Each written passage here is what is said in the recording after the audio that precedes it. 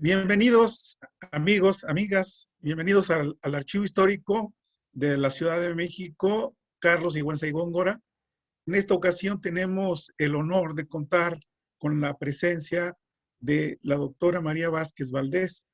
Quiero decirles que este ciclo tiene como principal objetivo reconocer el papel de la mujer en México, sus valores, los espacios que se han ganado a través de las décadas. Es necesario decirles que se instituyó el Día Internacional de la Mujer en el año de 1975 a iniciativa de la Organización de Naciones Unidas, la ONU. Entonces, a partir de este año se generaron asociaciones, acciones por parte de diferentes mujeres, destacando sobre todo el aspecto cultural, el arte, la letra, donde la mujer tenía un papel muy importante, ¿no? Y que no solamente se le etiquetara o se encasillara en el papel de ama de casa, sino que estaba incluyéndose en un mundo cada vez más complejo. Entonces, por eso para nosotros queremos hacer ese reconocimiento a las mujeres destacadas, a las mujeres mexicanas que abrieron brecha. Y es por eso que contamos con la presencia. Vamos a escuchar las palabras de la doctora María Vázquez Valdés, que va a hablarnos sobre una destacada zacatecana, paisana suya, Amparo Dávila, pero antes de eso me gustaría hacer una presentación muy general por el tiempo y decirles que la doctora María Vázquez Valdés es licenciada en Comunicación y Periodismo por nuestra máxima casa de estudios. Ella es maestra en diseño, producción y diseño gráfico y doctora en crítica literaria.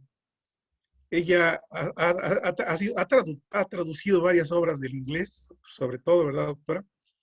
Y ha dirigido algunas publicaciones, ha tenido a su cuidado ediciones importantes de la Academia Mexicana, y también en este caso ella ha compilado poesía de lenguas originarias. Ella misma tiene varios libros, al parecer creo más de 10 ediciones ya sobre poesía, y obviamente como periodista ha viajado por el mundo, ¿sí? Ha hecho viajes con esta índole de periodista, y actualmente, bueno, a partir de principios del 2019, es directora de bibliotecas de la Cámara de Diputados. Entonces, por eso para mí es un honor contar con su participación, su valiosa participación en esta ocasión. Y como le había comentado, vamos a tratar de darle relevancia y ver en su papel a estas mujeres de gran valor, de gran valía. Y entonces, doctora, le escuchamos, adelante. Buenas tardes, doctor Rico. Muchas gracias por la invitación. Es un gran gusto y un honor que el Archivo de la Ciudad de México me haya convocado a participar, diciendo unas palabras justamente en esta coyuntura en la cual celebramos la lucha constante de las mujeres. Es sin duda un momento para conmemorar, para hacer conciencia de lo logrado y también para recapitular los retos que tenemos por delante. Creo que, bueno, es un gran esfuerzo del Archivo de la Ciudad de México, un impulso. Gracias por convocarme.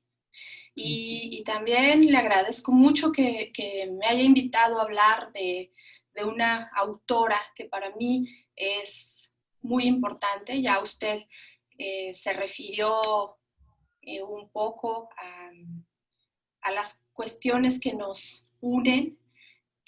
Sin duda es esta fortuna de haber nacido en la tierra roja zacatecana, de lo cual sé que Amparo Dávila estaba muy orgullosa, tanto como yo lo estoy.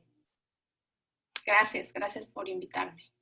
Sí, doctora, quiero decirles que precisamente de eso se trata, de reflexionar sobre el papel de la mujer en México y de mexicanas destacadas. Entonces, por eso a usted le toca abrir este ciclo. Magnífico, pues qué mejor. Muchas gracias. Y qué mejor que hacerlo también acerca de una autora a la cual estamos celebrando justamente en estos días, porque justamente el 18 de abril próximo cumpliremos el primer aniversario luctuoso de Amparo Dávila. Entonces, bueno, ella es una autora que tuvo una existencia muy longeva, muy productiva y a quien sin duda debemos rendir homenaje en distintos órdenes. Así es. Una mexicana universal, podríamos decir. Así es, una mexicana universal. Sabemos que Zacatecas ha dado artistas muy destacados, no solo en las letras, por supuesto, bueno, tenemos la figura preponderante de Ramón López Velarde, por ejemplo. Tenemos también a grandes pintores como Francisco Goitia o Su esposo, su esposo Pedro Coronel, también, bueno, grandísimos artistas, Rafael Coronel también, justamente. Los Coronel, como sabemos, fundaron dos grandísimos museos en Zacatecas, en la ciudad de Zacatecas. Tenemos el Museo Pedro Coronel con unas colecciones magníficas y de todo el mundo y de distintas manifestaciones artísticas. Tenemos también el Museo Rafael Coronel, que contiene más de 5,000 máscaras. Y sí, recordemos que Amparo Dávila, bueno, el esposo de Amparo Dávila era Pedro Coronel, con él tuvo 2 hijas. Sí, pero bueno, estamos aquí para hablar de Amparo Dávila. Así que y en ese sentido hablamos también como promotora de la cultura, ¿no? Por supuesto, fue una gran promotora de la cultura que no solo tuvo una trayectoria tan importante en la ciudad de Zacatecas o en el estado de Zacatecas, porque bueno, recordemos que ella nació en Pinos, que es una población a varios kilómetros de Zacatecas, nació en 1928, un pueblo minero, eh, que conserva pues toda esta tesitura de la cantera rosa, toda esta Más, atmósfera, la atmósfera minera de Zacatecas. Y al mismo tiempo, pues esto es una especie de grandilocuencia de la piedra rosada, una profunda belleza de las formas de este cielo cruel, como lo llamara López Velarde en su Suave Patria, ¿no? La tierra colorada, un cielo cruel, el cielo cruel y la tierra colorada de Zacatecas. Y bueno, al mismo tiempo, pues es una atmósfera sembrada de yucas características de esta tierra, cielos imantadamente azules, y allí creció la niña Amparo, una niña con una imaginación prodigiosa que, que desató una fantasía que llenó varios libros, que la llevó a conocer a importantes autores durante su existencia. Y bueno, mucho de lo que se conserva de esta atmósfera de Pinos, de su tierra natal, y también, bueno, de las distintas poblaciones zacatecanas, pervive en la obra de Amparo Dávila, sobre todo en sus cuentos. Ahí podemos ver atisbos de iglesias, jardines, árboles enigmáticos, cascos de hacienda, edificios antiguos, fuentes, y como decía, pues cantera rosa. Y bueno, ahí creció y muy pronto se fue a estudiar a San Luis Potosí, que es la capital del estado, a 200 kilómetros de Zacatecas aproximadamente. Allí hizo sus primeros estudios y, y vemos, por ejemplo, en las compilaciones de sus cuentos, una inmersión prolongada tanto en sus creencias religiosas desarrolladas en los cuentos, como pues como en los numerosos elementos zacatecanos. Todo esto se conserva más allá de su vida en Zacatecas, porque bueno, recordemos que después de estar en San Luis Potosí, después de sus primeros años en Zacatecas y San Luis Potosí, se mudó a la Ciudad de México a cursar sus estudios universitarios. Y en esa época fue secretaria de Alfonso Reyes. Vaya. Y de él aprendió muchísimas cosas. Aprendió, por ejemplo, la disciplina para escribir. Alfonso Reyes le decía que debía escribir varias cuartillas antes de que terminara el día, pero ella decía que su ritmo era diferente, que para ella la escritura era una necesidad, que no podía, era algo que no podía dejar de hacer, que era como comer o dormir, pero que también ella necesitaba el tiempo para procesar su imaginación en palabras que después plasmaba en el papel. O sea, tuvo un gran maestro desde sus inicios. Es uno de sus grandes maestros, porque tuvo otros, me voy a referir a algunos de ellos. Sin duda, Alfonso Reyes, pues imaginemos lo que habrá sido ser su secretaria. Sin duda, bueno, debe haber aprendido cuestiones. Más allá de la cátedra. Claro que sí, claro que sí.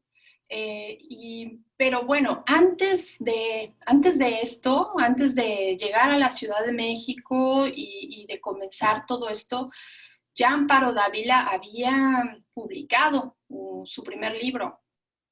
A los 22 años, en 1950, publicó Salmos bajo la luna. Y bueno, pues es una autora precoz para la época. Es algo que hay que destacar, porque tenía pues una gran potencia literaria. Y si revisamos los poemas, esta es una cuestión importante que hay que destacar. Amparo Dávila es muy reconocida por su prosa, pero ella comenzó siendo poeta. Y bueno, tiene importantes libros, no solo Salmos bajo la luna, también es autora de Meditaciones a la orilla del sueño y Perfil de soledades. Y bueno, además de su obra en prosa, ¿no? Por ejemplo, en 1959 publica un libro de cuentos, Tiempo destrozado, y en 1964 publica Música concreta. Y bueno, pues todo esto, además de todo lo que aprendió de Alfonso Reyes y de todos sus maestros de la época, le llevaron a que obtuviera una beca del Centro Mexicano de Escritores, que también le ayudaron a elaborar una importante parte de su obra, como es Árboles Petrificados, que es, que es una publicación basada en una de sus narraciones, que vale mucho la pena leer. Y este libro, bueno, esta creación, Árboles Petrificados, permitió que en 1977 le dieran el premio Javier Villaurrutia. Ni más ni menos. Ni más ni menos. Doctora, una pregunta. Por ejemplo, para Amparo Dávila, ¿cómo se refleja ese contraste de venir a una ciudad, que es la de los 50, donde se hablaba de la región más transparente, pero que empezaba a tener un crecimiento vertiginoso? ¿Qué significa para una mujer que ya no salta directamente del campo a la ciudad, sino que estuvo en San Luis Potosí estudiando, pero debió haber sido para ella impresionante llegar a la Ciudad de México, conocer, digamos, el medio cultural que se estaba gestando en la Ciudad de México, sobre todo en el centro histórico todavía? Entonces, me imagino que parte de esto estará reflejada en su obra.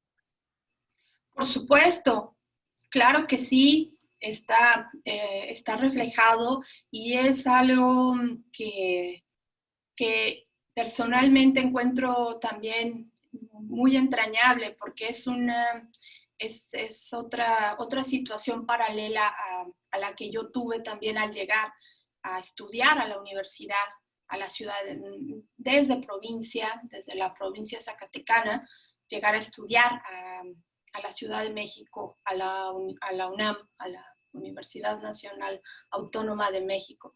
Muchos años después, por supuesto, décadas después, pero sin duda hay un vínculo de comprensión por esta historia de vida. Y sí, efectivamente, este cambio se encuentra matizado, sobre todo desde mi perspectiva, en su poesía, porque sus narraciones continúan siendo narraciones que bordean lo fantástico, lo sobrenatural. Sí, yo recomiendo mucho que se lea. Hay quienes la vinculan, por ejemplo, con Edgar Allan Poe, con este tipo de narraciones enigmáticas Sí, sí. que podrían resultar sobrecogedoras, incluso terroríficas para algunas personas. En cambio, su poesía, pues sí tiene una tesitura mucho más diversa y mucho más personal. Entonces yo creo que sí, que este cambio se encuentra reflejado sobre todo en su poesía. Y bueno, yo decía que quería referirme a otras figuras importantes en la obra de Amparo Dávila. Esta también es una cuestión que creo que hay que destacar, y es que a ella se le ubica como parte de la generación de medio siglo. Así es.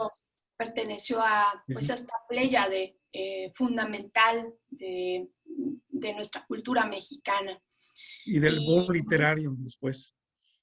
sí, sí, sí, y también hay un vínculo que creo que es muy importante, tanto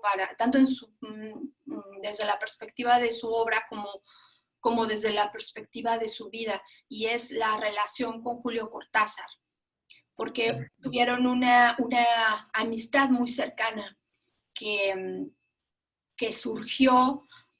Ella contaba esta anécdota que una amiga suya, sin pedirle permiso, le mandó a Julio Cortázar el primer libro de Amparo Dávila. Ajá. Y, y ella dice que, pues, que se molestó mucho con su amiga, ¿no? Que le dijo, pero ¿Te ¿cómo atreves? hiciste esto? ¿Pero cómo, no? ¿Cómo le mandaste esto a Julio Cortázar? Entonces, pues dice que sí, que pasó, que el coraje se le fue pronto, y que un día le notificaron del Fondo de Cultura Económica que había llegado una carta para ella. Entonces fue a recogerla, y esta carta tenía como remitente las siglas JC, nada más. y al abrirlo, pues al abrir el sobre, encontró una carta de Julio Cortázar felicitándola por su primer libro y afirmaba que le había gustado mucho y a partir de ahí pues se entabló Surgió una... una amistad. Sí, de hecho, si uno busca con atención en algunos textos de Amparo Dávila, hay dedicatorias a Julio Cortázar. Y bueno, pues no solo Cortázar, hubo pues una relación entrañable también con muchos otros autores de la generación de medio siglo, por supuesto también con los autores zacatecanos y bueno, pues creo que su vida fue muy, muy interesante, ¿no? Y explica muchas cosas acerca de su obra. ¿Y en qué momento conoce a quien va a ser su compañero de la vida, al pintor Coronel? Pues hay eh, una relación de por vida entre ellos, de hecho. Pues en los viajes, en las coyunturas de vida, ¿no? Y después el matrimonio, después las hijas, pues sí, es una relación que duró de por vida. Pero no sé, no sabría decir exactamente el momento en el que se conocieron, no tengo yo ese dato. Oh, perfecto. Una pregunta de las contemporáneas de ella, ¿con quiénes más tenía, digamos, alguna relación de trabajo literario, de creación literaria? Que yo haya atestiguado, bueno, yo sé que Dolores Castro la conoció, bueno, alguna vez Lolita Castro me lo mencionó, y que yo haya visto de cerca esa relación, puedo mencionar a Margaret Randall, que nos encontramos justamente en Zacatecas. Esto fue hace 3 años, me parece, aproximadamente, quizá un poco más, sí, como hará 3 años. En la Feria del Libro de Zacatecas se hizo un homenaje a Amparo Dávila y en esta feria presentamos un libro, un libro que compiló Margaret, un libro de poemas que tuve la fortuna de traducir y recuerdo muy bien que se encontraron, que conversaron y sé por Margaret Randall que había una relación entrañable entre ambas, de mucho respeto, de mucho cariño. Admiración mutua. Sí, sin duda. Hoy, una pregunta, doctora. Básicamente, por lo que nos comentas, por la temática que ella trabajaba, pues era una escritora muy subgénero y sobre todo para esa época, ¿no? Estamos hablando de los 50, pero que también hay un punto a favor, el ambiente cultural de México también estaba creciendo. Había instituciones como el Fondo de Cultura Económica que estaba dando un gran impulso a jóvenes escritores y obviamente me imagino que ella supo capitalizar ese ambiente cultural de entonces, pero mi pregunta es, ¿contra qué tuvo que luchar en ese momento Amparo Dávila? Pues yo creo que es una lucha general mm, para, para todas las mujeres, no solo para las escritoras o para las escritoras destacadas como ella. Sin duda, una ruptura de paradigmas y un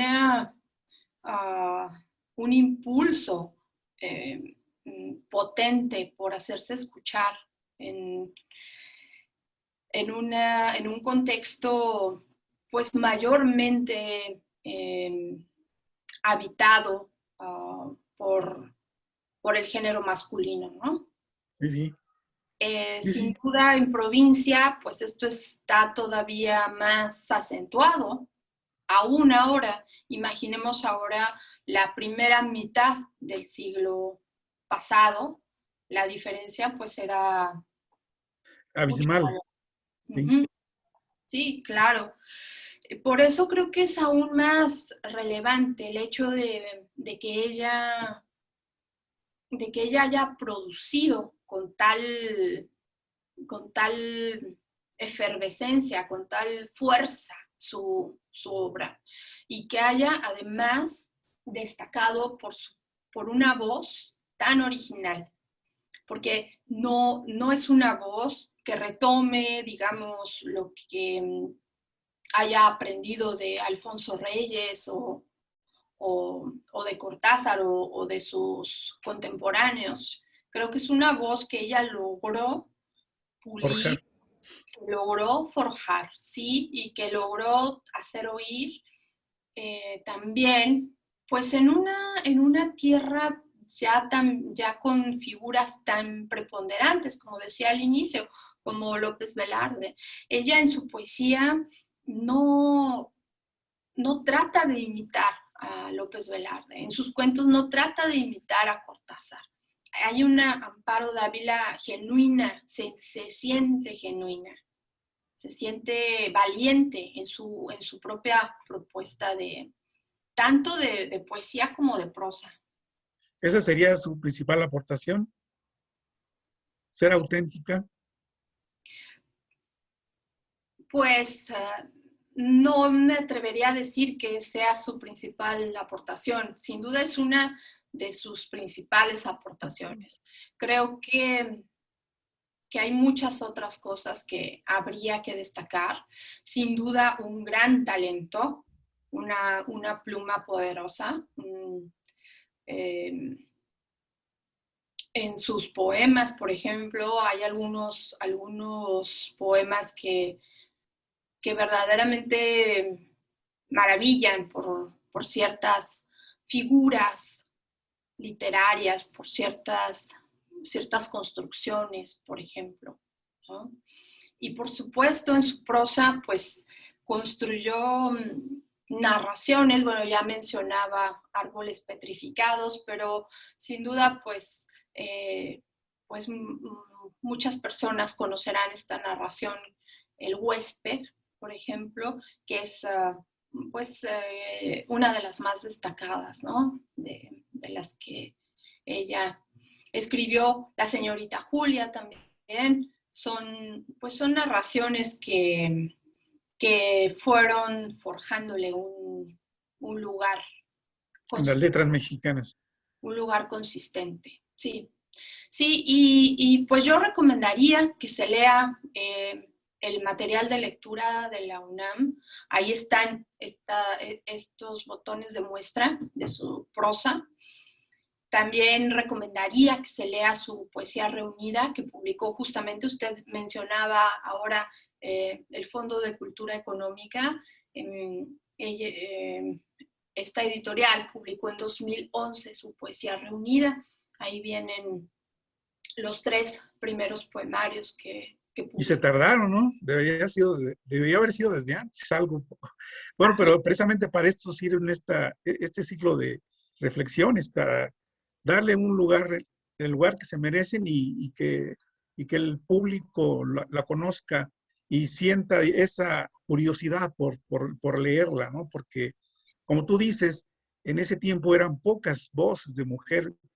Ella se hizo escuchar, ¿no? En medio de esta selva de voces masculinas y que, si te das cuenta, todo lo que se publicó en el Fondo de Cultura Económica, eran muy pocas las mujeres que escribieron. Rosario Castellanos es Claro, una de ellas, claro. pero básicamente era territorio de hombres, ¿no? Entonces, eso habla de ese gran mérito que tuvo ella y que se dio a conocer y que se le reconoció finalmente, ¿no? Y además ella representa esta generación, ¿no? De las mujeres de la década de los 50, ¿sí? Donde pues no tenían muchos derechos civiles, por decirlo así, y que obviamente se fueron ganando espacios hasta llegar pues a estos años 70, ¿no? Donde ya surge el Día Internacional de la Mujer, como decíamos hace un rato, donde en el 76 comenzó una publicación que era así como, digamos, la punta de lanza del movimiento cultural de las mujeres que se llamaba entonces Feminismo. La revista se llamaba FEM. Y ahí empezaron a destacar mujeres como Marta Lamas, como Alaide Fopa, y, y que duró hasta 2005 esta publicación. Nos habla de esta primera generación pionera, ¿sí? Y ahora estamos hablando, ya estamos en otra generación. Amparo Dávila, ¿cómo vivió esos cambios de la mujer? Esos tiempos, podríamos decir, de los 50 y hasta llegar, digamos, a ella le toca vivir estos últimos años. Podríamos saber ella cómo percibía lo alcanzado por la mujer, pero también todavía con enormes retos como los viven ahora, ¿no? Las mujeres. ¿Qué podría decirnos al respecto? Así es, sí, sin duda ella pues vivió todo este tránsito, ya tan solo pues el, el derecho al voto, ya hubo ahí un parteaguas en muchos órdenes, ¿no? Creo que Amparo Dávila vivió todo esto de la mejor manera, que fue creando, que fue escribiendo. Sin duda creo que logró no solo pulir su voz, sino darla a conocer y bueno, producir una obra tan larga como consistente. Recordemos, bueno, ya mencioné algunas de las ediciones que publicó el Fondo de Cultura Económica. Esta poesía reunida que mencioné, esta antología, pues no es la única edición del Fondo de Cultura Económica. Ella publicó, bueno, esta editorial le publicó antes muchos otros libros, publicó antologías ilustradas, por ejemplo, Cuentos Reunidos es otro volumen que vale la pena conocer. Y ya hace poco, un libro que se titula El huésped y otros relatos siniestros, que incluye justamente este relato al que ya me referí. Pero sí, bueno, es una autora que recorrió pues todo la segunda parte del siglo pasado, del siglo XX, ya siendo una autora destacada, una autora importante.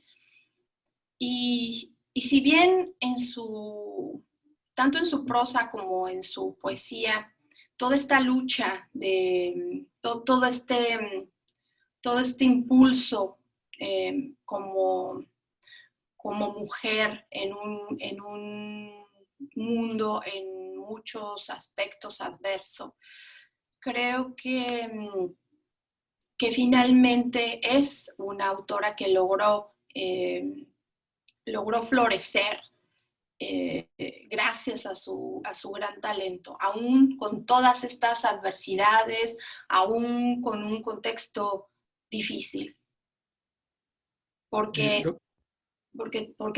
bueno, tuvo este gran talento que además pues le atrajo muchos apoyos, reconocimientos también, numerosos reconocimientos, no solo los reconocimientos que ya mencioné.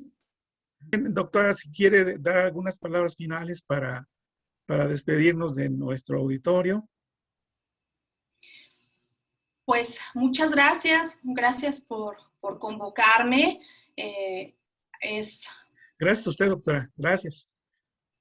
¿Sí? Gracias, Gracias, gracias a la gracias y por permitirnos conocer la capacidad que tienen las mexicanas para sobresalir y aportar con su talento como Amparo Dávila. Le agradecemos mucho y esperamos comentarios en nuestras plataformas y ya le haremos llegar. Muchas gracias. Muchas gracias a usted, doctor. Y Y gracias a gracias a todos quienes nos estuvieron escuchando. Gracias por su atención y nos vemos en la próxima reflexión sobre la mujer en México. Gracias. Hasta luego. Hasta luego.